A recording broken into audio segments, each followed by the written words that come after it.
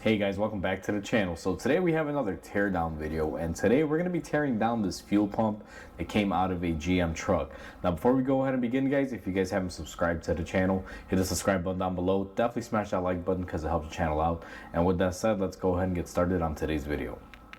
So we have our fuel pump on our bench, and I've tried to drain as much fuel out of this as I could, and I feel like we got a majority of it out, but I'm pretty sure we're still going to have a surprise here and there. One thing this fuel pump is missing right off the bat, just so you guys are aware, we do not have the float assembly on here. It actually had to get transferred onto the new pump that went into the truck. So that is missing. Is typically the arm that'll tell you if you have a full tank of gas or not. So these are pretty simple and easy. I figure we'll go over the parts as I tear it apart, and we'll just kind of go off of that. Now up top on these you have your main connector, and then you have your pressure sensor. Typically these will throw a code every now and then, and most people will replace just this piece. You can buy it aftermarket at your local parts store, or they replace the whole pump. Generally what I tell people is if your truck is older and it has quite a few miles and your fuel pump is original or hasn't been replaced in a while, you can replace this if you'd like, but usually it makes sense to replace the whole fuel pump because these Chevy trucks always have a history of having bad fuel pumps, very common failures. Once we get down to the body of the pump, there's not really a whole lot. These are self-contained, all in one. What happens is the fuel pump is down here with the strainer assembly and everything, pumps the fuel upward and comes out of your fuel port right here. And these other lines are generally used for emissions. That's what those are there for. A lot of people may look at this and they may be wondering, hey Mike, you got exposed wires on a pump, how does it not catch fire? Well, the thing is, guys, when this is contained in the fuel tank, there's no air gap in there. There shouldn't be any air, so the likelihood of this sparking and arcing and creating a fire is basically minimized by that. It's just non-existent. That's the way this has been explained to me. I remember when I was in automotive school, I said the same thing, like, hey, why don't they have sheathing? I thought these wires would be better protected. And even on the connectors, I don't know how well you guys are going to see it here, but when I rip it apart, I'll show you that they don't even protect the connectors. It's just all exposed to fuel. So you could have power running on a wire that's basically covered in fuel and it doesn't ignite. The theory behind it is no air in the tank doesn't cause a fire. That's how I know it to be. So for this teardown, where I'm going to begin is simply at the gasket. Now every fuel pump has a gasket. It's a big O-ring. We're just going to go ahead and take it off, and it comes off just like that. Whenever you replace a fuel pump, get a new gasket, guys. These things are cheap insurance. So that right there is the first part that we're going to take off. Now this thing is fuel fouled, so I'm going to go ahead and dump it in the trash while we're here. As far as up top here on the sensor, this pressure sensor typically will just pop off. It has a grommet. So just like that, you guys can see this grommet got destroyed right there. But that's how these all work, and they come off. And it's just a 3-wire sensor. I don't really know how this works, but basically it senses pressure here at the tip and it correlates to a reading on the truck. With that out of the way, up here, guys, there's not really going to be a whole lot. When I tear apart the bottom, we'll get more into the top portion, because you guys can see this pump does flex to fit inside the tank. So what I'm going to do here is just disconnect this main pump wire harness here, if I'm able to. Sometimes these things can get in there, and this is just to show you guys, look at how they make these. The wires are just exposed. Let me zoom in. There's no sheathing or anything, so you know, that's how it is. Next thing that I'm also going to do here, just to get this wiring harness out of the way, is I'm going to remove this lower wire harness, and I believe we have this wire here as a ground strap. We're just going to pull it out just like that, and that takes our wiring out of the equation. I'm going to go ahead and put that to the side. As far as tearing apart a fuel pump, there's really not a whole lot of parts here. You have a hose. Now this one, you can choose to save it or cut it. We are probably going to be cutting it off. Let me go get a tool. So for this teardown, guys, typically if you have to rebuild these for whatever reason, there is a clamp up here you can take off. I'm just going to choose to cut it. Now this may have fuel in it. I'm not exactly sure. It shouldn't, because I've drained it, but you never know. So we're just going to cut it off right there. and we're also going to cut it off down here just to make the disassembly portion a little bit easier for us. Even though it's plastic, this is one tough line, I'll tell you that much. These are ABS plastic lines. Let me see if I can peel it back here. You guys can see plastic, it's flexible. They do get brittle over time, but they are real heavy. They are hard to cut. Just be mindful of that. So now that we have that cleared out, we have more working room. The fuel pump is contained by these little fingers. I'm just gonna use a flathead screwdriver in the form of my pocket screwdriver, and we're gonna be using 2 of them here to just delatch it from the little holders.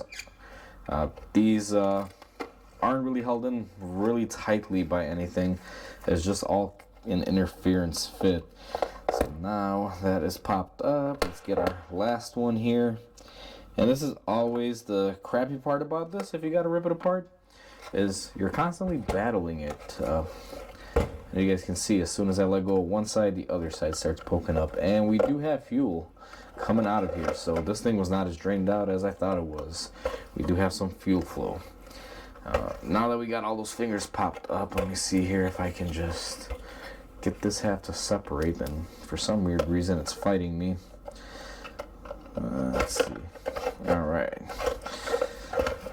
Just like that.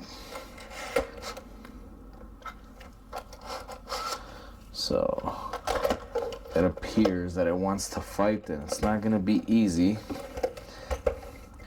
So I'm going to pull up on it like this. So it's definitely being a fighter because of the way it's all held into place here. These springs need to be taken out now. I don't know any good way to take these springs out because these assemblies generally are attached from the bottom here.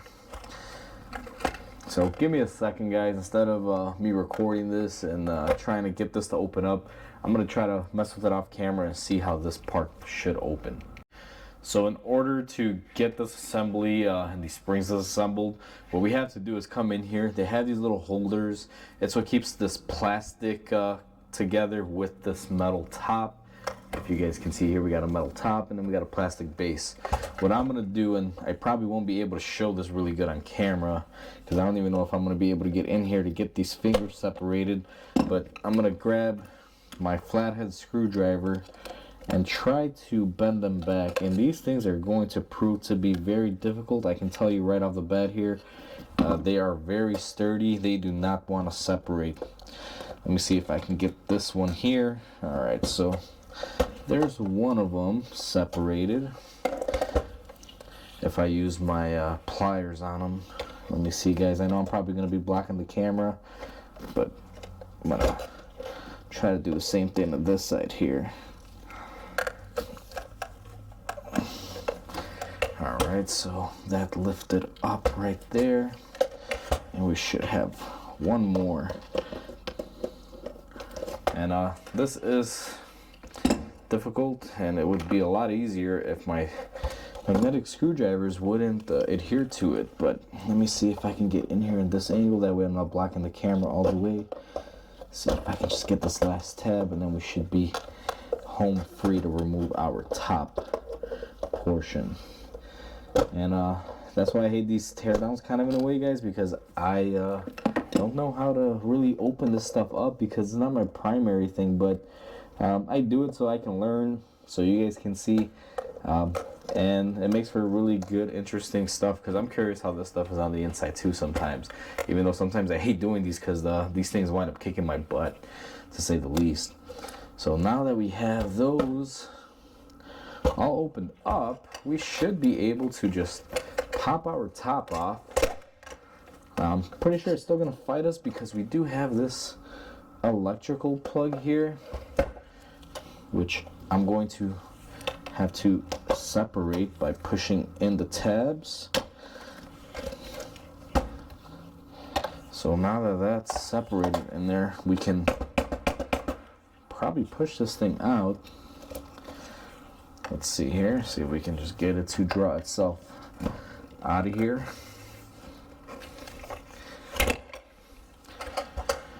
And nope, that was a fail. So apparently this connector should come off, but you know what, it shouldn't really make a difference. It should all release technically. So let me just give it another go here.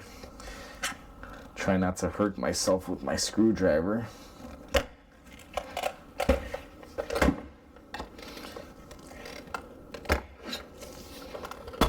Alright guys, so we got our top off. Alright, so with the top, it's pretty self-explanatory here. You got all of your ports. This is the connector plug. It's actually fed into the metal cover. You got your pickup tube, which goes right here to your output. And then we have these other tubes here that are for your emissions. Now, on top of that, we also had a O-ring that goes right here. You guys can see. That'll help seal off the vapors. That O-ring will go on this inner lip portion that holds off right here. So that's the top end of it. Now I'm gonna go ahead and throw these items to the side here. Just get them out of the way. And now that we have that off, it is time to figure out how to get off the rest of this. And it looks like it should come off. It is going to be under spring pressure. What I'm going to try to do is break my plastic here. So let's see if we can break this off. Now be careful because there will be a spring here, but in this scenario it's all contained there still. Let's see if this side will break off.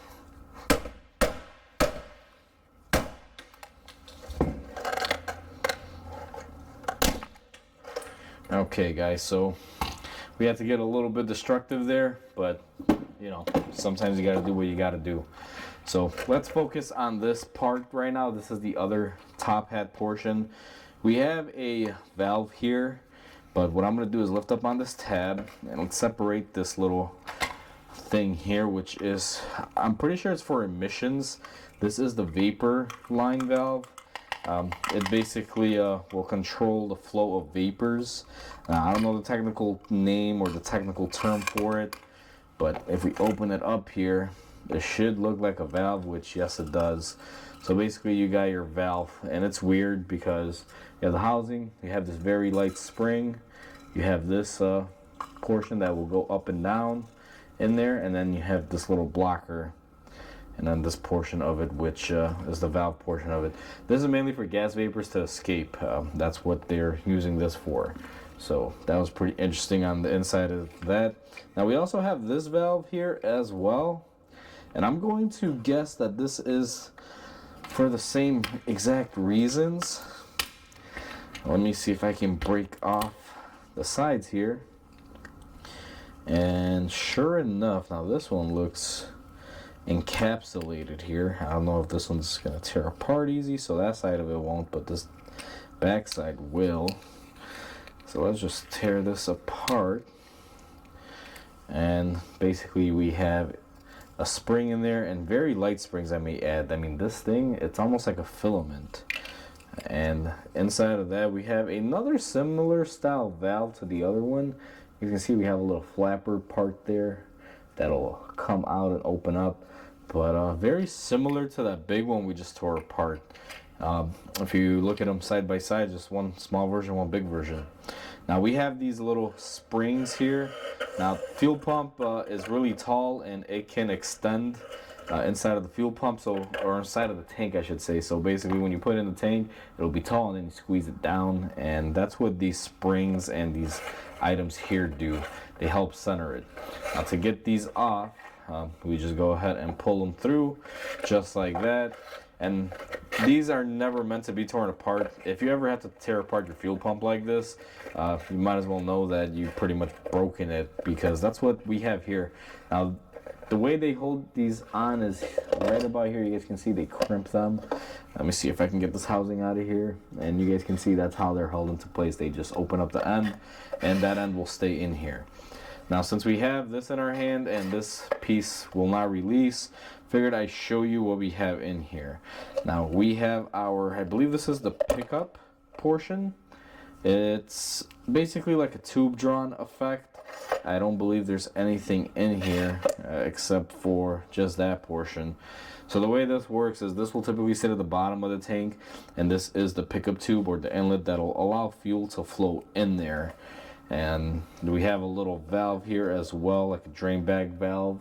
You guys can see that it's orange in color. I'm currently moving it with my fingers. Let me see if I can just grab it. And it comes off just like that, just a silicone valve, not a whole lot. Now I'm gonna see if I can get this out of there, but I don't believe I will be able to, but I will try for you guys so we can at least see stuff up and close.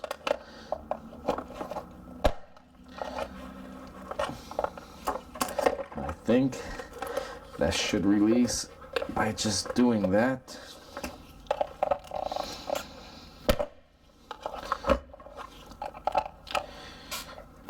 Alright, so it's not coming off. It's actually held in there. I think it's like a turnstile effect. But this black tube in here is basically a pickup because this sits at the bottom of the tank.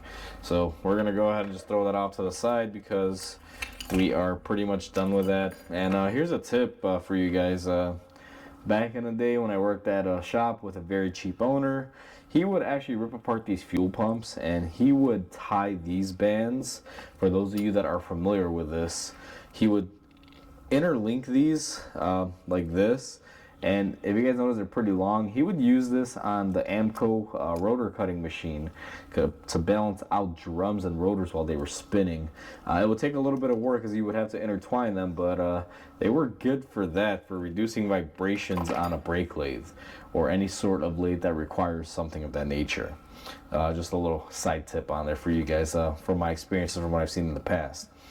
Now that we have most of the fuel pump torn apart, we're left with our main body assembly.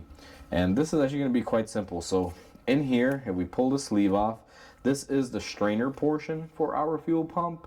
Now the way this thing works is it just sits in there and it's going to be like this. And it's in the bottom of this white piece, which is right here.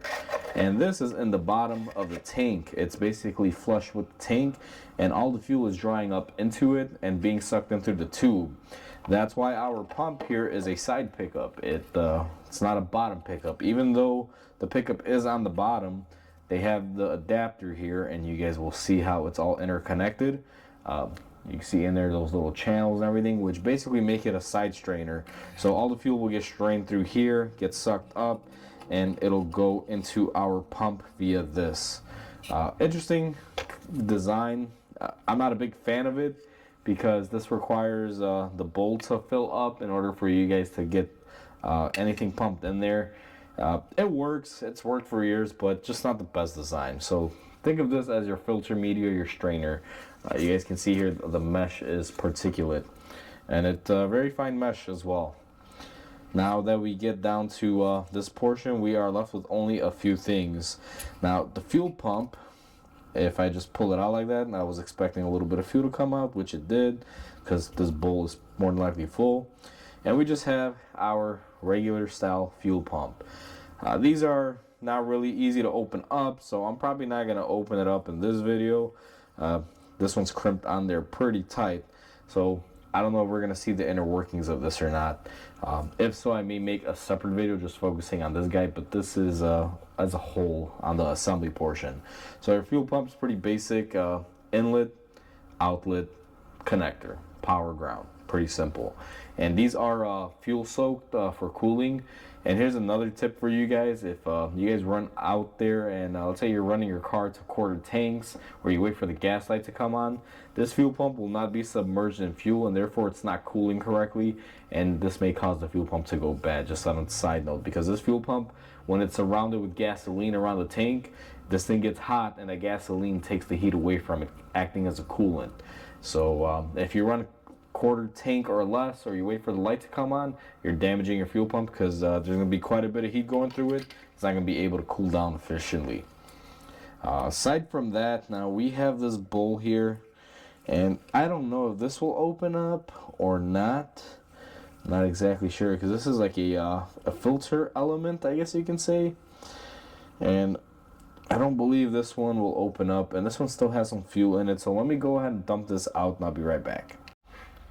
So we got this drained out the best that I could, and this is a filter. I looked at it, there's no way to really open this up, and I'm not going to cut this open, guys, because this is filled with fuel. Anything with heat or sparks will basically cause me to turn into a fireball. So I'm not going to go that far and open this up. Fuel filters are fuel filters, just like an oil filter. Maybe one day I'll open one up, but I'm probably gonna have to buy one that's never been used in order to cut it open and show you guys. But what you have here is just filter media, and the way this works is the fuel pump will flow fuel in here. It'll go in the filter, and from the filter it'll rise out to our pump tube, that little rubber hose that we cut off, that basically will send it back to the truck. And the best way to know that this is a filter, because a lot of you may wonder, how do you know? When I flip it over and you get fuel out of here, if I don't know how the camera's gonna pick it up, but if I dump that out, you see that fuel is kind of dark in color, kind of brown. That's basically the filter cleaning out any sort of sand and debris.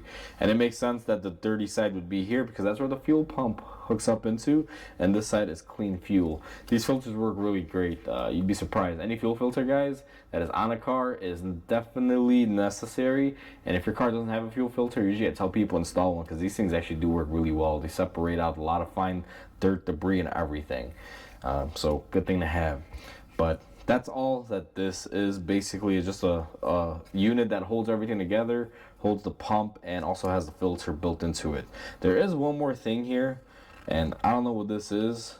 Maybe some of you out there that might have a little bit more knowledge on fuel pumps might know, but it looks like it's some sort of valve. I'm gonna go ahead and just pry it out, see if I can break these tabs and see if it'll release here. So again, I'm not an engineer. I don't know what these names are, and we just had the little cover that was holding it in place fly out. Now that I'm looking at this, guys, this seems to be some sort of dampener or regulator. That's what it primarily is. You guys can see it has like a little filter screen mesh area, and then this part right here will flow out, kind of like a check valve. So maybe this is like a overpressure valve. If it becomes overpressurized, it'll just basically allow the fuel to leak out.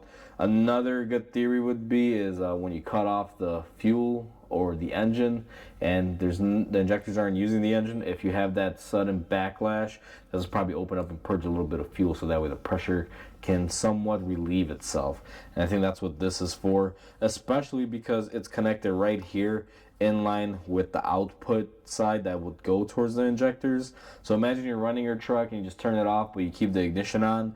This valve will basically bleed out the pressure to a certain extent, not fully release all the pressure inside the fuel system, because you still need some pressure to be able to start up without having excessive priming. But if, let's say, your pressure spikes to 100, this will probably drop it down to 50. Keep enough pressure there so you can start your engine the next time and also not drain out your system. So that's what this is, and it's kind of interesting. This is a really well built unit, and even on this side there's a little Allen that you can fit in there, and you can open it up and you'll probably find a bunch of springs and things of that nature in there. So that's pretty cool.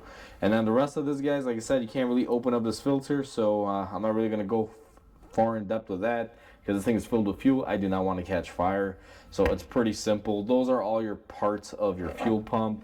As you guys can see here, I'll kind of lay everything out.